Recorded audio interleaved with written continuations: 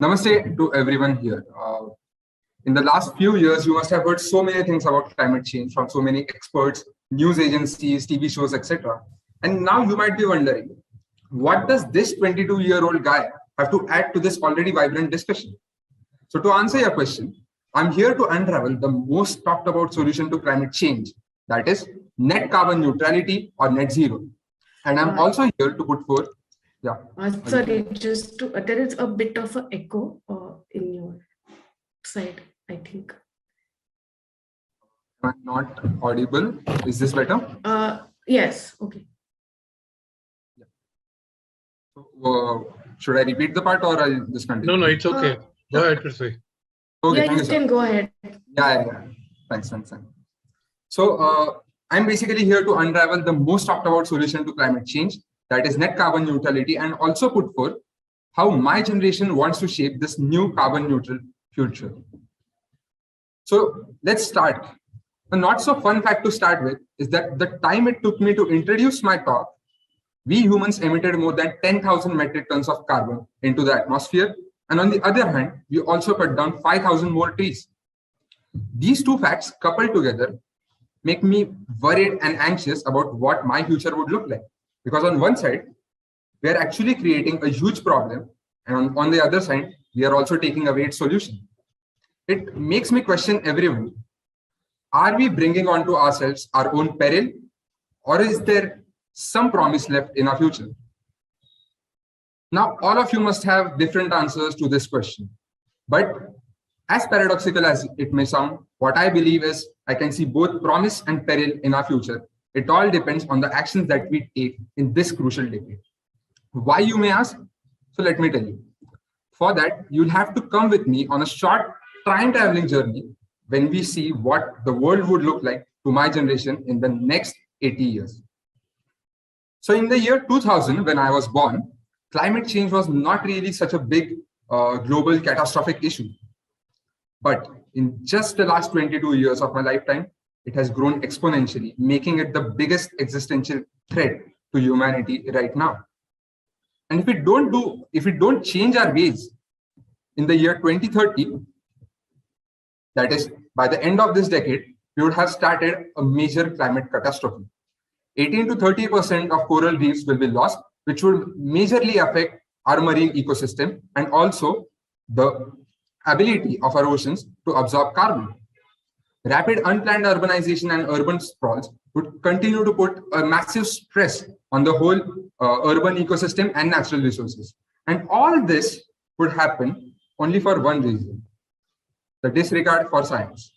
So if this is sounding to you like a beginning of a science fiction movie, it is a mere coincidence, believe me. As we reach the mid of the century, that is the year 2050, there would be chaos all around. Floods, droughts, fires, storms, and conflicts would have become the regular occurrences. A nice sunny day or a monsoon that turns up on time would actually be the things that would surprise us the most. And this would also be the juncture when humanity realizes that chasing mere economic aspirations was futile, but it would be too late. At the end of this decade, if I'm alive, I'll be 100 years old, and the earth would be utterly unrecognizable to me. Why? Because our world would have breached 4 degrees Celsius threshold. Our once hustling, bustling coastal cities would be long gone. They would have disappeared due to the sea level rise. The complexity and unforeseeability of climate change would have risen so high that we would have no more solutions. And amid all this destruction, when I look back and I ask myself, where did we really go wrong? I would only have one answer: the decade 2020 to 2030. Because in this decade, we had all the scientific proof that we required.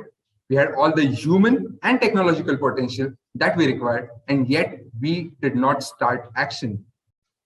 We waited and called this transformation as a radical change, and that has led us to this kind of world. I'm really sorry to paint such a gloomy picture in front of you, but this is what will really happen if we do not take climate action right now. But this is not the world we want. So what does the youth really want? So in this slide, we have tried to put together a framework of priorities of the youth and also principles which can help us shape our new carbon neutral world. So the first component in this framework is L for livable, a livable earth. What do we mean by livable? A livable earth, which means a world which caters to the basic needs of all life forms, like clean air, clean water, abundant habitat. So we cannot provide it to all the other life forms because they already deserve it. But what we can do is we can ensure that we no longer take it back from them. The second component is that we need an inclusive world, a world which is politically, socially, and economically inclusive, and also understands and accepts that the development pathways of different communities will be different. The third component is being future-proof or creating a future-proof world. What does future-proof really mean to you? So to me, it means building resilience to unforeseen environmental disasters. Being future-proof will actually provide stability to our lives and businesses. The last component of our framework is E, being ecologically mindful or creating an ecologically mindful world.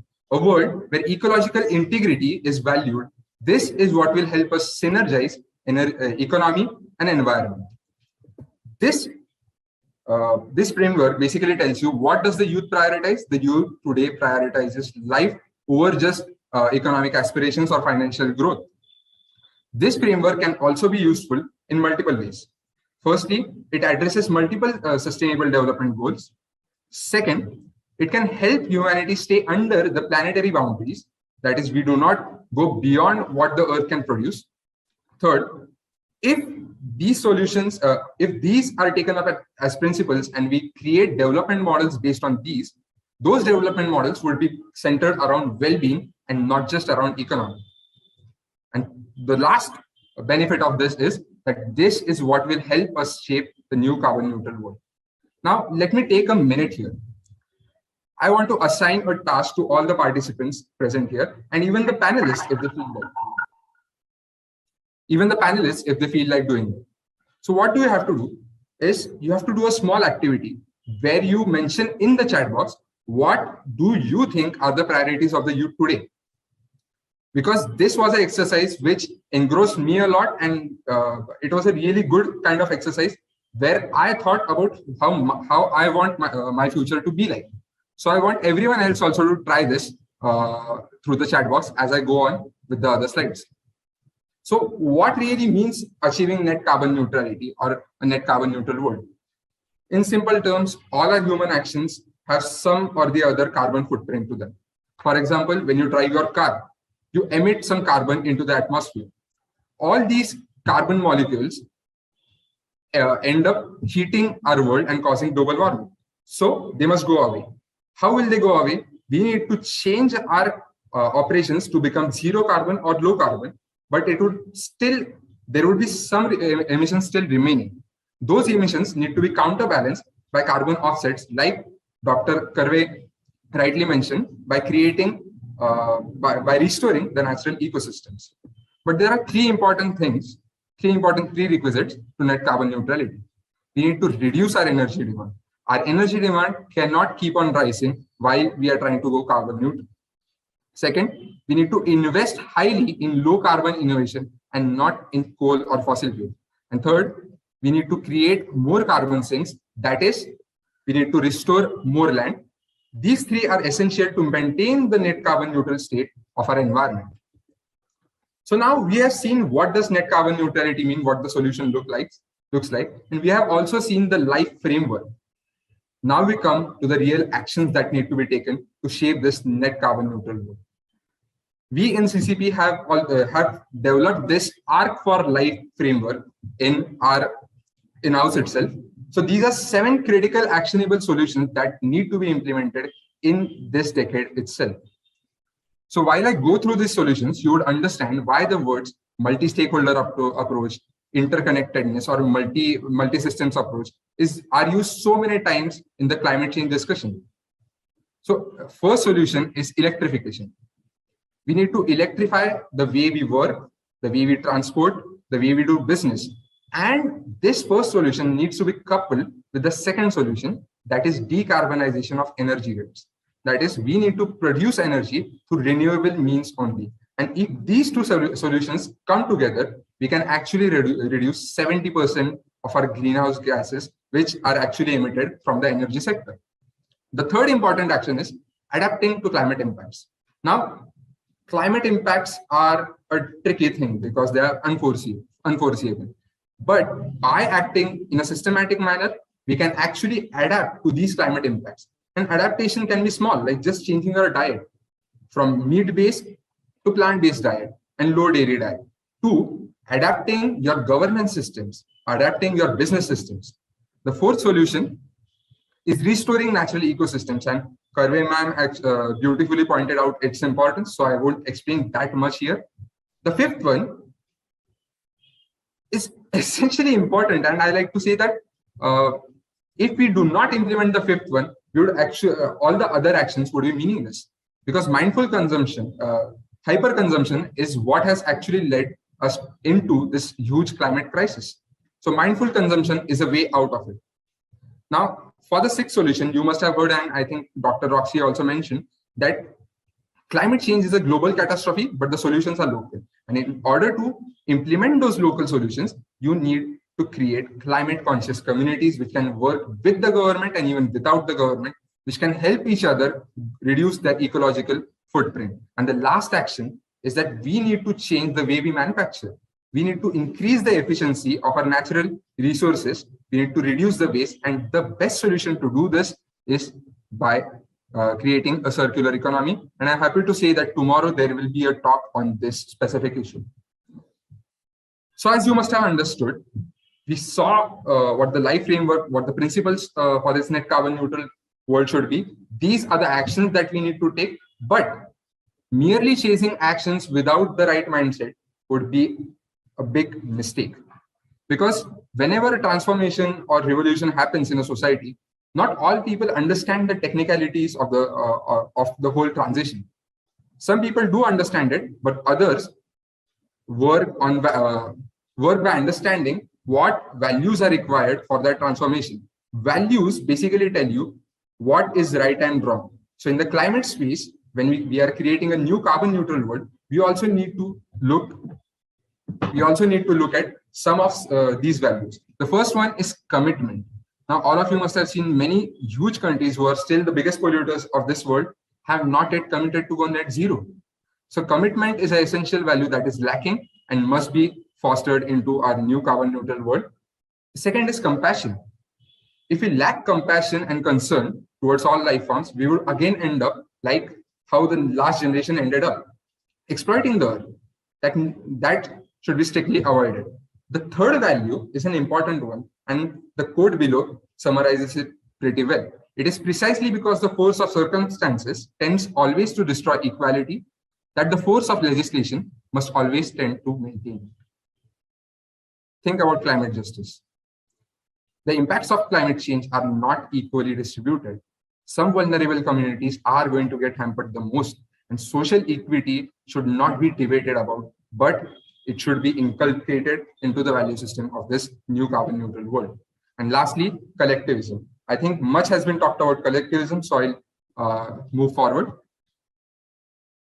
Now, taking a more systems kind of view, as we make policies in the Pune International Center, we tend to see what is beneath the surface of the water.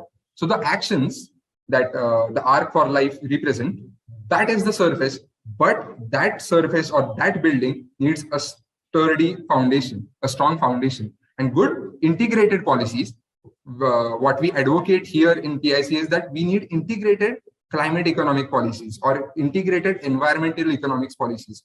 So in the solutions also you saw, it is not just the job of the environment ministry to go carbon neutral. We'll require more than 10, 12 ministries in our latest cabinet list to help in this transition. The second one is systemic changes. So we need to understand that our systems like legislation, it may be legislation, judiciary, etc., they were not built in the era of climate change. Climate change came afterwards. And that is a good enough reason to change them and shape them in a way that they work on the cure and not just the symptoms. Third one is we need to develop a scientific attitude in our decision making. Till when are we going to ignore the IPCC report, scientists, etc.? We need to actually imbibe this scientific attitude in our policy making. And decentralization, which also was mentioned very well by Dr. Karve. So I won't probably go into that. But this decade of change also signifies that this is the decade of the change makers, that is the youth. So I want this decade of change to also become the decade of youth. And that means we need to empower the youth. We need to empower people like me, people like you attending this session. So how do you empower the youth? So in the Indian political system, there are many checks and balances. And the Rajya Sabha is one such check on the legislation, that is the Lok Sabha. So the responsible political parties must nominate representatives under 35 years of age to Rajya Sabha so that climate change actually becomes an election issue. And good laws are also made in our parliaments. Empowering the social governance system. The leaders of tomorrow are going to come from the grassroots. And therefore, it is very necessary to empower social governance systems like mohalla communities or gram panchayats. The future generation need to be taken into decision making actively. So many a times, I think Mr. Yash also talked about long-termism. So many a times decisions are taken, but the long-term impacts are not seen. So in order to see those long-term impacts and develop policies likewise, the concerns of the youth must also be addressed. Indigenous communities would need special consideration. I think Ms. Archana has beautifully explained us about that. And we need to also invest lastly in green entrepreneurship, because that is what can drive climate finance in the coming future. So India must go green before we go old. So in Dr. Kerker's book, he actually mentions that India must go rich before we grow old. I like to tweak it a bit and say that India must go green before we go old, because usually the old population is resistant to change. And as our demographic dividend currently is young, we need to make use of it. So to conclude my talk, I know I have skipped the time a bit, but to conclude my talk, we still have a choice with ourselves. Which earth do we choose? Do we choose a earth which is more equitable, a earth which is powered by renewable sources of energy, a earth which is inclusive to all? And I don't know what that earth would actually look like, but that would definitely be better than the one we are creating right now. And the one we are creating right now can be summarized beautifully in one story. So this is a short story that actually influenced my worldview a lot, and it can also influence your worldview. So there was a small fictional town called Omelas. In Omelas, all the citizens were well-fed, they are well-read, there were no slaves and no kings, there was equality all around. It was like prosperity was there constantly. And it was a truly dream town. But that was just the face of Omelas. Once the Omela citizens turned of a certain age, they were revealed, a certain secret was revealed to them. And the secret was that in the basement of a large building, there lived a small 6-year-old kid who was confined to a small room of 3 by 3 without any windows and just one door. The kid used to weep, the kid used to cry and say that I'll be better, please release me. But no one used to care about him. Why? Because for some unexplained reason, the happiness of Omela citizens actually depended on the suffering of this kid. And that's why they knew that that kid is there, but they let him suffer. Now, all of us might disregard this story to be merely fictional, but is it really fictional? Now, in the place of that child, put today's vulnerable communities, put today's men and women who live in actual poverty, and also put in that child's place the generation that is yet to come. Are we not sacrificing their future? And what right do we have to do that? So the choice is still in our hand, and we need to act in this decade alone and make this the decade of youth. Thank you. And a special thanks to my mentor, Dr. Anita Malik, my ECC team, and especially Ms. Aditi Kai. Thank you guys.